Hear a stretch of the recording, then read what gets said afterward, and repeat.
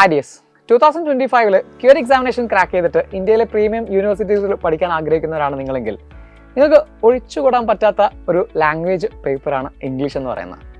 ഇംഗ്ലീഷിൻ്റെ കാര്യത്തിലാണെങ്കിൽ wide varieties of areas എന്നും നമുക്ക് ഒരുപാട് ചോദ്യങ്ങൾ ഉണ്ട്. അപ്പോൾ ഇവിടെ നിങ്ങളെ സഹായിക്കാനാണ് സൈലത്തിൻ്റെ ലാംഗ്വേജ് ലാബ്.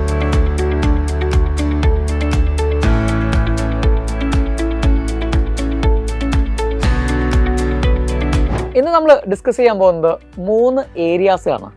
3 ഏരിയാസിൽ നിന്നും ഓരോരോ ക്വസ്റ്റ്യൻസ് അതെങ്ങനെയൊക്കെ ക്രാക്ക് ചെയ്യണം എന്നതാണ് പറയാൻ പോകുന്നത്. ആദ്യം നമ്മൾ വെർബൽ എബിലിറ്റിയിലുള്ള ആന്റോണിയം, സിനോണിയം ഈ ക്വസ്റ്റ്യൻസ് എങ്ങനെ ടാക്കിൾ ചെയ്യും എന്നുള്ളത്. രണ്ടാമത് നമ്മൾ ഇഡിയോമാറ്റിക് എക്സ്പ്രഷൻസ് എന്നിട്ട് അതിൻ്റെ മീനിങ് കണ്ടുപിടിക്കാൻ ഒരു ചോദ്യം ഉണ്ടാവും. അപ്പോൾ ആ ഇഡിയംസ് എങ്ങനെ നമ്മൾ ക്രാക്ക് ചെയ്യണം അത് പറയും. അതുപോലെ തന്നെ മൂന്നാമതായിട്ട് നമ്മൾ പോയറ്റിക് ഡിവൈസിൽ നിന്നും ഒരു ക്വസ്റ്റ്യൻ നമ്മൾ ഡിസ്കസ് ചെയ്യുന്നുണ്ട്. പിന്നെ നിങ്ങൾക്ക് കണ്ടുപിടിക്കാനുള്ള ഒരു ക്വസ്റ്റ്യൻ നമ്മൾ ഇതിൻ്റെ അകത്ത് അവസാനം ആഡ് ചെയ്യുന്നുണ്ട്. സോ നേരെ ക്വസ്റ്റ്യനിലേക്ക് വരാം. ഫസ്റ്റ് ക്വസ്റ്റ്യൻ, ഇങ്ങനെ കുറച്ച് ഓപ്ഷൻസ് തന്നിട്ട് നമ്മളോട് പറയും ഒരു വേർഡ് തന്നിട്ടുണ്ടാവും. ഇവിടെ തന്നിട്ടുള്ളത് ആദിയസ് എന്ന് പറയുന്ന വേർഡാണ് അല്ലേ. ആ വേർഡിൻ്റെ ഓപ്പോസിറ്റ് മീനിങ് അല്ലെങ്കിൽ ആന്റോണിയം ചോദിക്കും. രണ്ടും ചോദിക്കാറുണ്ട്. ഓപ്പോസിറ്റ് എന്നും ചോദിക്കാറുണ്ട്, മറ്റൊന്ന് ആന്റോണിയം എന്നും ചോദിക്കാറുണ്ട്. അപ്പോൾ തന്നിരിക്കുന്ന വേർഡ് ആദിയസ് ആണ്. ആദിയസ് ARDUOUS ആണ് സ്പെല്ലിംഗ്. പ്രൊനൗൺസിയേഷൻസ് ആദിയസ്. ഓപ്ഷൻസ് ഇതൊക്കെയാണ്: ഡിഫറെൻറ്റ്, ലിക്വിഡ്, ഈസി, ബ്യൂട്ടിഫുൾ. എങ്ങനെയാണ് നമ്മൾ ഇത്രയും വേർഡ്സിൻ്റെ അകത്തുനിന്നും ആന്റോണിയംസും സിനോണിയംസും ഒക്കെ പഠിച്ചെടുക്കുക തന്നെ വേണം. ഒരുപാട് കോമൺലി മത്സര പരീക്ഷകൾക്ക് ചോദിക്കുന്ന കുറേ ആന്റോണിയംസ് ഉണ്ട്, സിനോണിയംസ് ഉണ്ട്. അതിൻ്റെ ഒരു ബണ്ടിൽ നമ്മൾ കീപ്പ് ചെയ്യുക. ഡെയിലി അതെന്ത് ചെയ്തുകൊണ്ടിരിക്കുക, പഠിച്ചുകൊണ്ടിരിക്കുക. ഒരു 5 വേർഡെങ്കിലും ഡെയിലി നിങ്ങൾ ഓരോ ഏരിയയിൽ നിന്നും പഠിച്ച് റിപ്പീറ്റ് ചെയ്ത് നോക്കണം. ഇത് ആണ് അതിൻ്റെ ഒരു രീതി എന്ന് പറയുന്നത്. നെക്സ്റ്റ് വൺ, ഇനി നമുക്ക് എന്താ പറയുക, കഷ്ടകാലത്തിന് തന്നിരിക്കുന്ന ഓപ്ഷൻസും നമുക്ക് മനസ്സിലാവാത്തൊരു വേർഡാണ് വന്നതെങ്കിൽ ചില ട്രിക്സ് ഉപയോഗിച്ച് കഴിഞ്ഞാൽ നമുക്കത് എടുക്കാൻ പറ്റും. ഫോർ എക്സാമ്പിൾ ഇവിടെ നോക്കാം, നമുക്ക് ആദിയസ് എന്ന് പറയുന്ന വേർഡ് ഓപ്ഷൻസ് ഡിഫറെൻ്റ് ഉണ്ട്, ലിക്വിഡ് ഉണ്ട്, ഈസി, ബ്യൂട്ടിഫുൾ. ഇവിടെ നമുക്കൊന്ന് ഓഡ് വൺ ഔട്ടായിട്ട് ചിലതിനെ നമുക്കറിയാവുന്ന കുറച്ച് വേർഡ്സിനെ ഒന്ന് ടാക്കിൾ ചെയ്ത് നോക്കാം. ഡിഫറെൻ്റ്, ലിക്വിഡ് വ്യത്യാസമുണ്ട് അല്ലേ, രണ്ടും ഭയങ്കര അന്തരമുണ്ട്. ഡിഫറെൻ്റ് എന്ന് പറഞ്ഞാൽ വ്യത്യസ്തമായിട്ടുള്ള അർത്ഥം. അതുപോലെ തന്നെ ലിക്വിഡ് എന്ന് പറയുമ്പോൾ വേറെ തന്നെയാണ് അർത്ഥം.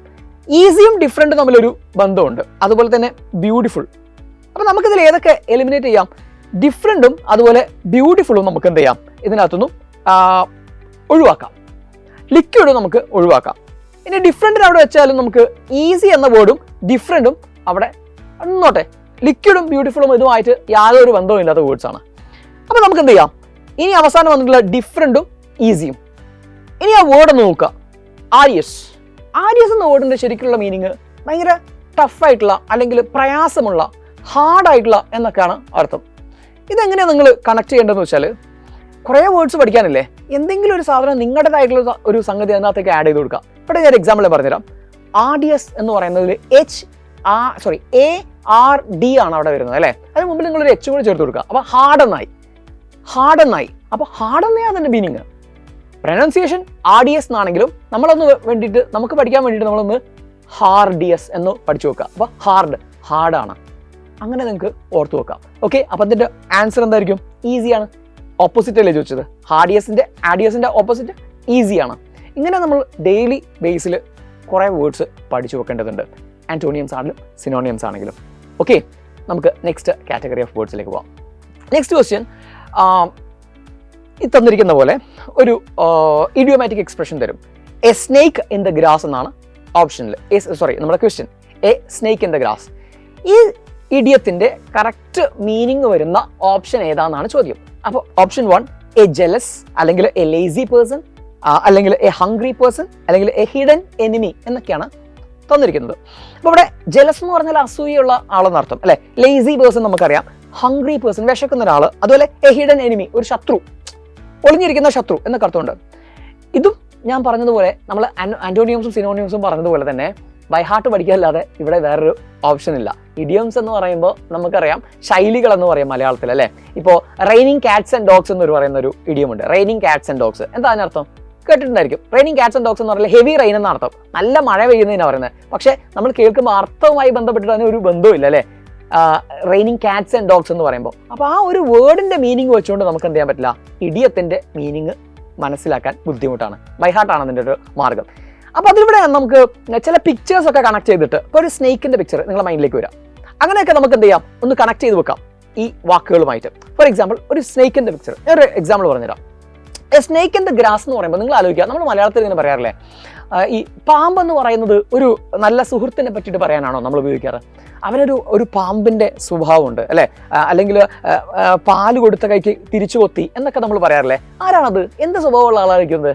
ഒരു ശത്രുവിന്റെ സ്വഭാവമുള്ളവനാണ് അല്ലെ, അവൻ തിരിച്ചു കൊത്തും എന്നൊക്കെ നമ്മൾ പറയുമ്പോൾ, അപ്പോൾ ഒരു സ്നേക്ക് എന്ന് പറയുന്ന ആ ഒരു വേർഡ് കേൾക്കുമ്പോൾ തന്നെ നമുക്കറിയാം അതൊരു എനിമിയാണ്, അല്ലെങ്കിൽ ആ ഒരു എനിമിറ്റി കാണിക്കുന്ന ആളെയാണ് ഉദ്ദേശിക്കുന്നതെന്ന് മനസ്സിലാക്കിയിട്ട് നമ്മൾ വേഗം എന്തിലേക്ക്, ഓപ്ഷനിലേക്ക് പോകണം. ഇങ്ങനെ നമുക്ക് ആൻസേഴ്സിലേക്ക് എത്താൻ സാധിക്കും. ഓക്കെ, സോ ഇഡിയംസ് ഞാൻ പറഞ്ഞതുപോലെ തന്നെ ഡെയിലി ബേസിൽ എന്ത് ചെയ്തുകൊണ്ടിരിക്കണം, പഠിച്ചുകൊണ്ടിരിക്കണം. ചെറിയൊരു നോട്ട് കീപ്പ് ചെയ്യണം. ആ നോട്ടിൻ്റെ ബാക്ക് സൈഡിൽ നിങ്ങൾ എന്ത് ചെയ്യണം, ഈ പറയുന്ന പോലെ മീനിങ്സ്, ഇഡിയംസ്, ഫ്രേസൽ വേർബ്സ് കാര്യങ്ങളൊക്കെ ഡെയിലി ബേസിൽ എഴുതുക. നമ്മൾ എന്ത് ചെയ്തു, പ്രാക്ടീസ് ചെയ്തുകൊണ്ടേയിരിക്കണം. ഓക്കെ, അവിടെ ഓപ്ഷൻ ഏതാണ്? അപ്പോൾ ഡി ആണ്, എ ഹിഡൻ എനിമി എന്ന് പറയുന്നതാണ്. Now come the third and final question.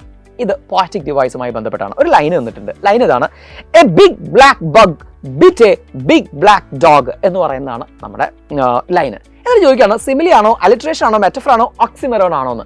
എല്ലാ പോയറ്റിക് ഡിവൈസും നമ്മൾ കൃത്യമായിട്ടും പഠിച്ചു വെക്കണം. ഇതിൽ കുറേയൊക്കെ നമുക്കറിയാം, സിമിലി അറിയാം, അലിട്രേഷൻ അറിയാം, മെറ്റഫർ അറിയാം. എന്താണ് ഓക്സിമറോൺ എന്ന് പറഞ്ഞാൽ പഠിക്കണം. ഓക്കെ, ഇവിടെ ഏതാണ് നിങ്ങളൊന്ന് നോക്കൂ. ലൈക്കോ ആസും വന്നിട്ട് ഒന്നിനെ മറ്റൊന്നുമായിട്ട് കമ്പയർ ചെയ്യുന്നതിനാണ് നമ്മൾ സിമിലി എന്ന് പറയാം അല്ലെ. ഇനിയല്ല, നേരിട്ടുള്ള കമ്പാരിസൺ ആണെങ്കിൽ നമ്മൾ മെറ്റഫർ എന്ന് പറയും. ഇവിടെ ബി എന്ന് പറയുന്ന ഒരു വേർഡ് അല്ലെങ്കിൽ ഒരു സൗണ്ട്, ഈ ലൈൻ്റെ അകത്ത് ബി എന്ന് പറയുന്ന ആ ഒരു സൗണ്ട് നോക്ക്, എത്ര തവണ ആവർത്തിച്ചു വന്നിട്ട്? 6 തവണ ആവർത്തിച്ചുകൊണ്ട് 2 തവണ ആവർത്തിച്ചു വന്നാൽ തന്നെ അത് അലിട്രേഷൻ എന്ന് പറയുന്നത്, അലിട്രേഷൻ എന്ന് പറയുന്ന പോയറ്റിക് ഡിവൈസിന് എക്സാമ്പിൾ ആണ്. അപ്പോൾ അത് എന്തിന് എക്സാമ്പിൾ ആണ്? അലിട്രേഷൻ ആണ്. അലിട്രേഷൻ എന്ന് പറഞ്ഞാൽ എന്താ? ഒന്നിൽ കൂടുതൽ തവണ ഒരു വരിക്കകത്ത് കോൺസണന്റ് സൗണ്ട്സ് ഇനീഷ്യൽ വേർഡായിട്ട്, തുടക്കത്തിലുള്ള വാക്കായിട്ട്, വേർഡായിട്ട് എന്ത് ചെയ്യുക, ആവർത്തിച്ച് വരുന്നതിനാണ് നമ്മൾ എന്ത് പറയുക, അലിട്രേഷൻ എന്ന് പറയാ. Okay, alliteration for consonant sounds ഓർത്ത് വെക്കാം.